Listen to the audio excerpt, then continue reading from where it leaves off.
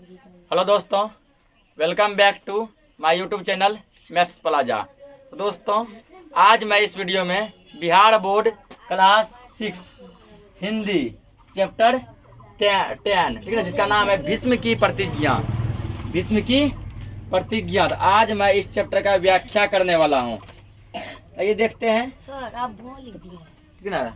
पूछेगा कि कहाँ लिख दिए वो प्रतिज्ञा। प्रतिज्ञा। हाँ, यहाँ ज्ञ होगा ठीक है ना। भीष्म की प्रतिज्ञा पूछता है कि ये जो पाठ क्या है, ठीक है ना। भीष्म की प्रतिज्ञा क्या है, तो ध्यान रहे यह पाठ जो है क्या है, एकांकी है, ठीक ना। क्या यह पाठ एकांकी है। एकांकी का मतलब होता है वार्तालाप, ठीक ना। एकांकी मतलब क्या होता है, वार्तालाप यानी बातचीत। एकांकी मतलब क्या होता है, बातचीत, ठीक ना। इसके जो है लेखक कौन है, तो वंशीधर श्रीवास्तव। लेखक लिखेंगे वंशीधर श्रीवास्तव, ये इसके लेखक है, ठीक ना। भीष्म की प्रतिज्ञा जो है, यह जो है महाभारत का एक अंश है। महाभारत का क्या एक अंश है, ठीक ना। महाभारत की घटना से एक छोटा सा जो है हिस्सा को यहाँ उठाया गया है, उठाकर यहाँ पे प्रस्तुत किया गया है। और समझते हैं इसमें देखो, यहाँ ये मतलब एक नाटक हो रहा है, ठीक ना। क्या हो रहा है, एक नाटक। यह जो नाटक का जो पात्र है, जिसमें कि है तुमको शांतनु। शांतनु यहाँ पर जो हस्तिनापुर के सम्राट हैं। सम्राट मतलब राजा। हस्तिनापुर एक जगह का नाम है, ठीक ना। हस्तिनापुर के राजा यहाँ कौन है, शांतनु है। ध्यान रहे, राजा कौन है यहाँ पे, शांतनु। भीष्म, भीष्म यहाँ पर है हस्तिनापुर के युवराज। युवराज का मतलब होता है राजा का बेटा, ठीक ना। मोटा मोटी यही समझो, राजा का बेटा जो कि अगला राजा बनने वाला हो, ठीक ना। युवराज मतलब होता है राजा का ऐसा बेटा जो कि आगे राजा बनने वाला हो। जैसे मान के चलो किसी राजा का मतलब 5 बेटा है, ठीक ना। तो कुछ बच्चा यहाँ क्वेश्चन करेगा, क्या सर 5 बेटों को युवराज बोलेंगे? तो जी नहीं, 5 बेटों को युवराज नहीं बोलेंगे। राजकुमार बोलेंगे सभी को, लेकिन युवराज नहीं बोलेंगे। युवराज उसको बोलेंगे जो कि अगला राजा बनने वाला हो। पिता जो है, जिसके बारे में बोले कि इसको हम जो ना अपने मरने के बाद या अपने बूढ़ा होने के बाद इसको हम राजा बनाएंगे, वो युवराज कहलाएगा। बाकी सब राजकुमार कहलाएगा। उसके बाद आप देखो दासराज। दासराज है निषादों के राजा। निषाद एक यहाँ कास्ट है, ठीक ना। वो निषादों के जो राजा है उसका नाम है दासराज। सत्यवती, सत्यवती जो है इसी दासराज की पुत्री है, बेटी है, ठीक ना। बाकी जो है सैनिक, द्वारपाल, ये सब तो हैं ही।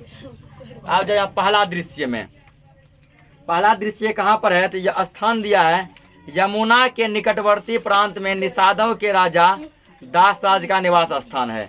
यमुना नदी, ठीक है ना। यमुना नदी के आसपास जो निषाद के जो राजा हैं दासराज, उसका वहीं पर जो क्या है तो निवास स्थान है। वहीं पर वो रहकर राज करते हैं।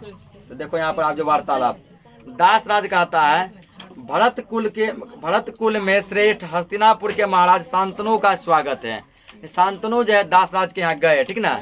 शांतनु दासराज के यहाँ गए तो दासराज कहता है कि महाराज आइए, आपका क्या है, स्वागत है।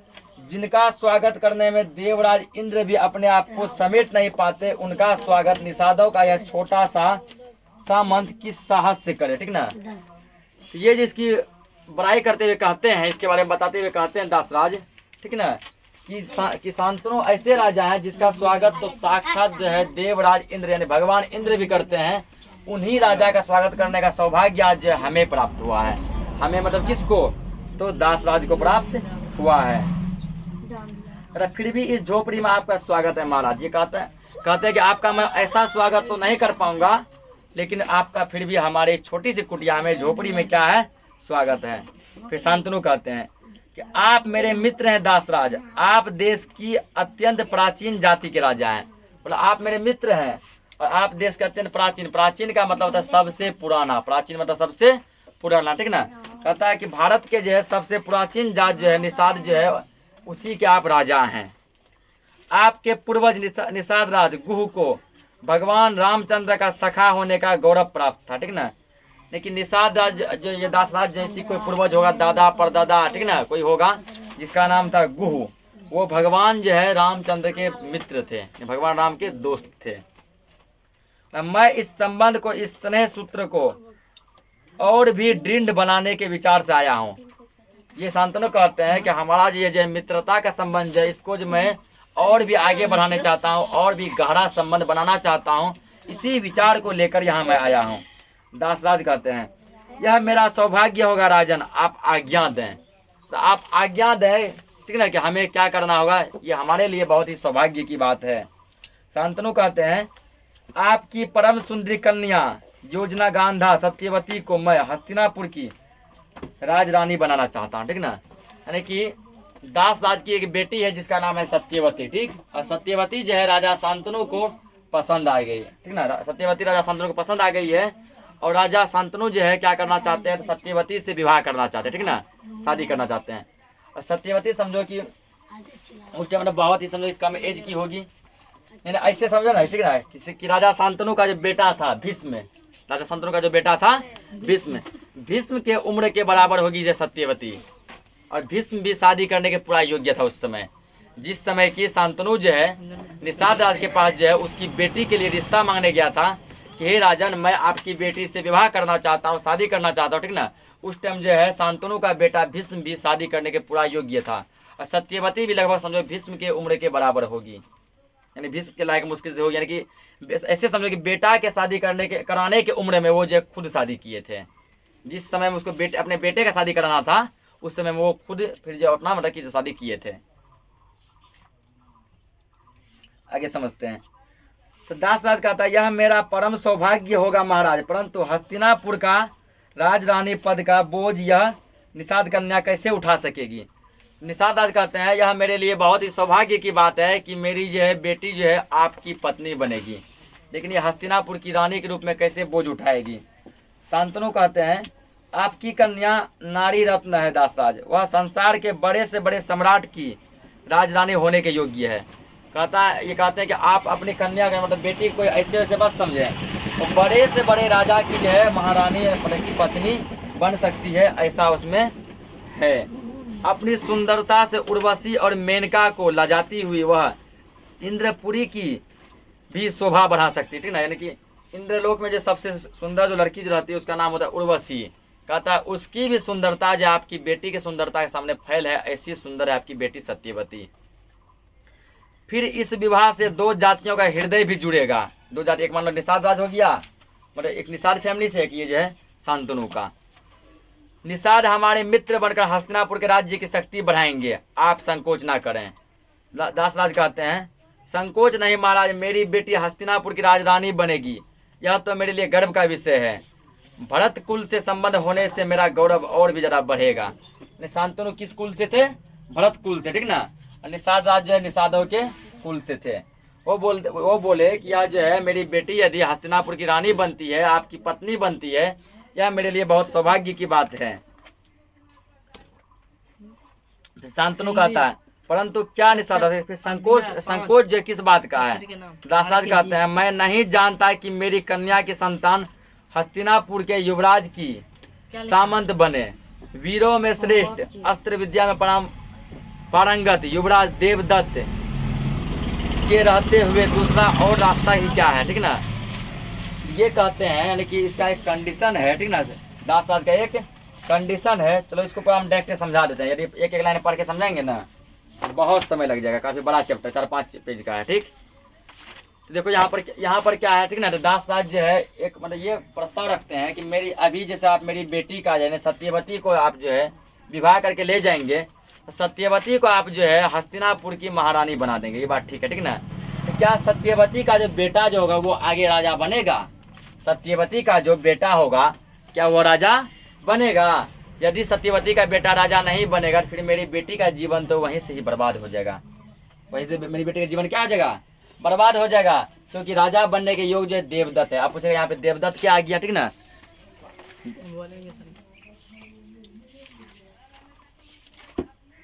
देवदत्त ने देवव्रत नाम है, पूछेगा देवव्रत कौन आ गया, ठीक ना। तो देवव्रत भीष्म ही यहाँ पर देवव्रत है। भीष्म क्या यहाँ पर देवव्रत है, ठीक ना। तो हम तुमको आप जब तो आगे जानेंगे कि देवव्रत का नाम जो है भीष्म कैसे पड़ा। इसका बचपन से नाम जो है देवव्रत भी था, देवव्रत ही था, ठीक है। आगे चलकर इसका नाम क्या हो जाता है? भीष्म। कैसे हो जाता है ये जानेंगे अभी कहानी में, ठीक ना।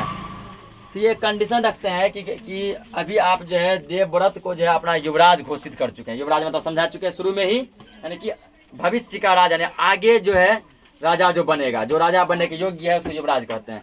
इसका कहना है कि देवव्रत को आप जो है युवराज घोषित कर चुके हैं, यानी आगे का राजा तो यही बनेगा। तो मेरी बेटी का जो बेटा जो होगा तो उसको आगे क्या हक मिलेगा, उसको कोई भी हक नहीं मिलेगा। अतः मुझे यह शादी स्वीकार नहीं है, ठीक ना, मुझे यह शादी क्या है, स्वीकार नहीं है, क्योंकि मेरी बेटी तो राज कर लेगी, मेरी बेटी सुखी सुखी रहेगी, ये मैं जानता हूँ। तो उसका जो बेटा जो होगा क्या वो सुखी संपन्न रहेगा, नहीं, ठीक ना, इसलिए मुझे यह शादी स्वीकार नहीं है। तो ये बात सुन के जो शांतनु क्या करते हैं, अपना घर राजमहल लौट जाते हैं, ठीक ना। राजमहल लौट के ये बहुत ही ज़्यादा दुखी रहते हैं, बहुत ज़्यादा क्या रहते हैं, दुखी रहते हैं, हर वक्त चिंतित रहते हैं, हर वक्त उसके बारे में, सत्यवती के बारे में सोचते रहते हैं, सोचते रहते हैं, पूरा चिंतित रहते हैं, ना खाते हैं, ना कुछ बोलते हैं, ना किसी से खुल के बातें करते हैं, ठीक ना, ना ही अपना राजपाट संभालते, राजभवन भी नहीं जाते, मतलब कि राजसभा में भी नहीं जाते हैं, पूरा हमेशा दुखी रहते हैं। तो अपने पिता को जो देवव्रत जब जब दुखी देखता है तो ये भी दुखी होता है, ठीक ना, कि मेरे पिता जो है ऐसे दुखी क्यों रहते हैं, क्योंकि ये देवव्रत जो है बहुत ही सच्चा पितृभक्त था। पितृभक्त मतलब हुआ कि आज्ञाकारी बेटा था, आज्ञाकारी बेटा था। ये कभी भी आज तक जो अपने पिताजी की बातों को नहीं काटा था, ये सच्चा पितृभक्त था, हमेशा पिताजी की बात पूरा मानता था। इसी को जो गंगा पुत्र भी कहा जाता है, ठीक ना, यानी इसकी माँ थी गंगा।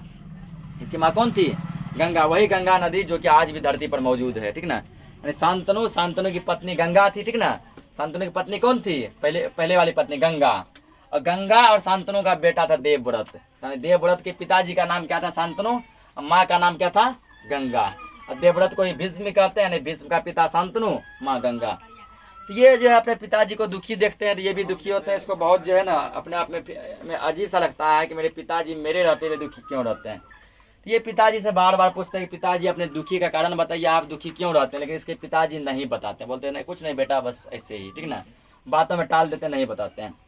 फिर ये क्या होते हैं, ठीक ना, कि पिताजी का जिसका जो है वो जो रहता है रथ चालक, ठीक है, जो रथ चलाता है, ठीक है ना। तो प्रत्येक राजा का देखा को रथ चलाने वाला एक चालक रहता है, और वो चालक जो है राजा के बहुत करीबी होता है, राजा लगभग उसके पास अपना बातें शेयर कर दिया करते हैं। तो रथ चलाने वाले से ये जो है जाके पूछते हैं कि महाराज आप ये बताइए कि पिताश्री जो है मतलब पिताजी हमेशा जो आजकल दुखी क्यों रहते हैं, क्या बात है, आप तो हमेशा उसके साथ रहते हैं ना, जहाँ जहाँ जाते हैं तो आप संग ही जाते हैं रथ लेकर, ठीक ना, आपको सब पता होगा, आप बताइए। तो बहुत ज़्यादा रिक्वेस्ट करने पर जो है रथ चलाने वाला इसको पूरा बात बताता है कि दरअसल बात यह है कि आपके पिताजी को जो है एक लड़की पसंद आई है, ठीक ना, जिसका नाम है सत्यवती। क्या नाम है, सत्यवती। और आपके पिताजी जो है उस लड़की से शादी करना चाहते हैं, लेकिन जब उसके पिताजी के पास जो है, सत्यवती के पिता कौन है यहाँ पे, निषाद राज, तब निषाद राज के पास वो जो है सत्यवती के लिए गए तो निषाद राज जो है इसको स्वीकार नहीं किया। उसका कहना, उसका मतलब कुछ कंडीशन था, ठीक, स्वीकार, बस इतना मतलब स्वीकार नहीं किया। तो बोला बस इतनी सी बात के लिए पिताजी नाराज हैं। तो उसके बाद क्या करते हैं, रथ चलाने वाले को सारथी यहाँ कहा जाता है, ठीक ना। उसके बाद ये क्या करते हैं, देवव्रत, अभी तक ये देवव्रत ही हैं, देवव्रत क्या करते हैं, अपने सारथी कहते हैं सारथी एक काम करो तुम मेरा रथ निकालो, और रथ निकाल कर जो है क्या करते हैं, तो निषाद राज के यहाँ जाते हैं। निषाद राज के यहाँ जाते हैं, वहाँ उससे मिलते हैं, तो बहुत सारी बातें करते हैं। वहाँ निषाद राज से भी पूछते हैं आप ये बताइए कि मेरे पिताजी जो है दुखी आजकल दुखी क्यों रहते हैं। निषाद राज भी फिर पूरा बात बताते हैं कि बात यह है कि मेरी बेटी आपके पिताजी को पसंद आ गई है, आपके पिताजी इससे शादी करना चाहते हैं। तो देवव्रत कहते हैं तो इसमें दिक्कत क्या है, शादी करवा दिया जाए, वो हमारे यहाँ जो है बहुत ही सुखी संपन्न रहेगी, हमारी माँ बनकर रहेगी, हम उसका जो बेटे की भांति जो पुत्र की भांति सेवा करेंगे, ठीक ना, हम उसका पुत्र की भांति क्या करेंगे, सेवा किया करेंगे। तो फिर वो अपना कंडीशन बताते हैं कि मेरा कंडीशन ये है कि मेरी बेटी का जो बेटा होगा, ठीक ना, यानी मेरी बेटी का सत्यवती का जो पुत्र होगा, जो बेटा होगा, वही अगला राजा बनेगा, तुम नहीं। लेकिन जब महाराज तुमको अगला राजा घोषित कर चुके हैं, क्योंकि इसको तो महाराज क्या बना चुके हैं, युवराज बना चुके हैं, ठीक ना। युवराज का मतलब तुम लोग कभी बताया है, युवराज का मतलब होता है अगला राजा। कहता है कि दरअसल जो है यहाँ पर जो है ना बात यह है कि महाराज तुमको अगला राजा घोषित कर चुके हैं कि भविष्य का राजा तुम बनोगे, लेकिन मेरी यह तमन्ना है कि मेरी बेटी का जो बेटा होगा भविष्य का राजा वो बने। ये कहते हैं बस इतनी सी बात के लिए आप घबरा रहे हैं, तो कोई बात नहीं, मैं अगला राजा नहीं बनूंगा, मैं अगला राजा नहीं बनूंगा, मेरे पिताजी के बाद मैं राजपाल नहीं संभालूंगा, मैं राजा नहीं बनूंगा, बल्कि ये जो है सत्यवती जो मेरे पिताजी का शादी होगा तो सत्यवती इसकी माँ होगी ना, तो माता सत्यवती का जो संतान होगा, जो पुत्र होगा, वही आगे का राजा बनेगा, मैं नहीं बनूंगा। तो निषाद राज कहते हैं चलिए आपके बातों से हम मान लिए कि आप आगे का राजा नहीं बनेंगे, क्योंकि मुझे आप पे पूरा भरोसा है कि आप झूठ नहीं बोलेंगे, ठीक ना। आप एक एक बातें जो सत्य बोलते हैं, आप एक सच्चे व्यक्ति हैं, मुझे आपके बातों पर भरोसा है, ठीक है। आपका जो फिर बेटा होगा, मान के चलो ये देवव्रत जब शादी करेगा, इसका ही बेटा होगा, ठीक ना। क्या आपका बेटा जो इस बात को मान पाएगा कि हमें राजा नहीं बनना है? नहीं ना। कि आपका जो बेटा होगा भविष्य में, क्या आपका बेटा इस बात को मानेगा कि मुझे राजा नहीं बनना? उसे भी लगेगा कि हमसे हक छीना गया, ठीक ना। दरअसल हक देखो, जैसे किसी राजा के लिए 4-5 बेटा है ना, हक होता है राजा की राजा बने। जो सबसे बड़ा बेटा होता है ना, उसी का हक रहता है वो अगला राजा बने। जैसे राम जी देखो 4 भाई थे ना, तो दशरथ के बाद अगला राजा कौन बने? तो सबसे बड़े राम भगवान थे, ठीक ना, थे ना। राम भगवान अगला राजा बने। उसके बाद जैसे देखो और सभी कहीं भी देखा गया किसी भी राजा के राज्यकाल में, ठीक ना, यदि जो है 2-4 बेटा है, जो सबसे बड़ा बेटा होता है ना वही जो है राजा बनता है। सबसे बड़ा बेटा ये था देवव्रत, तो हक था कि इसका ये बने राजा। वही कहते हैं निषाद राज कि आप तो चलिए मान जाएंगे कि आप बोलेंगे कि हम राजा नहीं बनेंगे, बल्कि माता सत्यवती का बेटा राजा बनेगा। लेकिन आपका जो बेटा होगा भविष्य में, क्या वो इस बात को मान पाएगा? वो भी सोचेगा मेरे पिताजी के साथ गलत किया गया था, मेरे पिताजी के साथ क्या किया गया था गलत। मेरे पिताजी जो है राजा बनने के योग्य थे, ठीक ना। मेरे पिताजी वहाँ पे राजा बनने के लायक थे, मेरे पिताजी राजा बनने वाले थे, बट उसको राजा नहीं बनाया गया, और जो उसके योग्य नहीं थे उसको राजा बनाया गया। तो यहाँ पर ये अड़चन आ गया। तो ये तब उस समय क्या करते हैं ना, देवव्रत जो है क्या करते हैं, ये भीषण प्रतिज्ञा करते हैं, बहुत ही भयंकर प्रतिज्ञा करते हैं। प्रतिज्ञा ये करते हैं कि मैं आजीवन कुमारा रहूंगा, कभी भी जीवन में शादी नहीं करूंगा, ठीक ना, कभी भी जीवन में शादी नहीं करूंगा। ये इतना भयंकर उस समय जो है ना, उस समय जो है, ठीक ना, उस समय का यह सबसे भीषण प्रतिज्ञा था। उस टाइम में जो है मतलब सब जो क्या करते थे, एक नहीं बल्कि सब 2-2, 3-3, 5-5, 10-10 शादी किया करते थे। राजा महाराजा का ऐसा हक था कि वो जितना चाहे ना उतना शादी कर सकते हैं, उस पर कोई किसी का भी कोई रोक टोक नहीं था। जैसे देखो इसी के पिताजी देखो, एक तो गंगा शादी किए थे ना, गंगा, और जो है इसके पिताजी शांतनु का बेटा ये देवव्रत हुआ। फिर देखो इसके पिताजी दूसरा शादी करना चाहते सत्यवती से, चाहते हैं ना। तो उस टाइम राजा का हक था वो जितना मन चाहे जितना शादी कर सकता है। बट ये जो पूरा कसम खाए कि हम जो है ना, कसम खाते हैं, हम प्रतिज्ञा करते हैं कि हम आजीवन कुमारे रहेंगे, हम जीवन भर जो है कभी भी शादी नहीं करेंगे। और ये उस टाइम का सबसे भीषण प्रतिज्ञा था, इसलिए इसका नाम जो है देवव्रत से बदलकर हो गया भीष्म। क्या नाम हो गया? भीष्म। ये जो इतना भयंकर प्रतिज्ञा किया, इतना भीषण प्रतिज्ञा किया कि हम आजीवन ब्रह्मचर्य रहेंगे, आजीवन कुमारे रहेंगे, कभी भी जो हम शादी नहीं करेंगे, ठीक ना। और ये उस टाइम का बहुत ही भयंकर, बहुत ही भीषण प्रतिज्ञा था। और भीषण प्रतिज्ञा होने के कारण जो इसका नाम क्या पड़ गया? भीष्म पड़ गया, ठीक ना। तो महाभारत में जो तुम लोग सुनता होगा भीष्म पितामह, भीष्म पितामह, वो भीष्म पितामह कोई और नहीं बल्कि भीष्म पितामह यही है, जिसमें कि बूढ़ा व्यक्ति देखता होगा, रहता है ना, जो भीष्म पितामह का अक्सर फोटो वगैरह दिखता है, जिसमें काफी वो बूढ़े दिखते हैं, वो भीष्म पितामह कोई और नहीं बल्कि यही जो है देवव्रत भीष्म पितामह है। बहुत सा फोटो दिखता होगा जिसमें देखा होगा कि इसके शरीर पे हजारों तीर लगे होते हैं, कहते हैं ना, वो भीष्म पितामह यही है, देवव्रत ही है। ये जीवन भर जो है सफेद वस्त्र पहनते हैं, सब जगह सफेद कपड़ा पहनते हैं, और आजीवन शादी नहीं करते हैं। और ये कसम खाते हैं कि जो भी राजा बनेगा मैं उसको अपना पिता के समान जो है मानूंगा, ठीक ना, पिता की तरह उसका देख रेख, मतलब कि पिता के साथ उसका हमेशा रक्षा करूंगा। ये मानूंगा कि राजगद्दी पर जो है वो राजा नहीं बल्कि मेरे पिताजी बैठे हैं, भले वो मुझसे छोटा हो, मेरा बेटा के जैसा, मेरा पोता जैसा हो, उससे कोई दिक्कत नहीं है, लेकिन मैं उसमें हमेशा पिता जैसा छवि देखूंगा। तब जो है निषाद राज क्या करते हैं इस बात पे जो है, अब तब सहमत हो जाते हैं, बोलते हैं ठीक है, अब जो है सत्यवती और शांतनु का शादी हो सकता है। फिर ये क्या करते हैं, सत्यवती को अपने रथ में बैठाकर अपने पिताजी के पास ले जाते हैं, और पिताजी और सत्यवती का जो है धूमधाम से शादी करवाते हैं, और सत्यवती तब से इसकी माँ बन जाती है। तो इसी के साथ, तो इसलिए इसका क्या नाम दिया है, भीष्म की प्रतिज्ञा। भीष्म मतलब यहाँ देवव्रत, यानी देवव्रत की प्रतिज्ञा। और यह प्रतिज्ञा सबसे भीषण था, भयंकर था, जिसके कारण इसका नाम ही हो गया भीष्म। और इसको आज भी दुनिया जो है भीष्म के नाम से जानता है, ठीक ना। इसी को कहा था गंगा पुत्र भीष्म, गंगा पुत्र भीष्म, यानी ये गंगा का बेटा था, गंगा पुत्र भीष्म इसकी माँ गंगा थी। जो गंगा के अभी भी धरती पर मौजूद है वही गंगा इसकी माता थी। इसी के साथ जो ये चैप्टर खत्म हो जाता है। अगले हम जो है लेक्चर में इसका क्वेश्चन आंसर करेंगे। तब तक के लिए जय हिंद।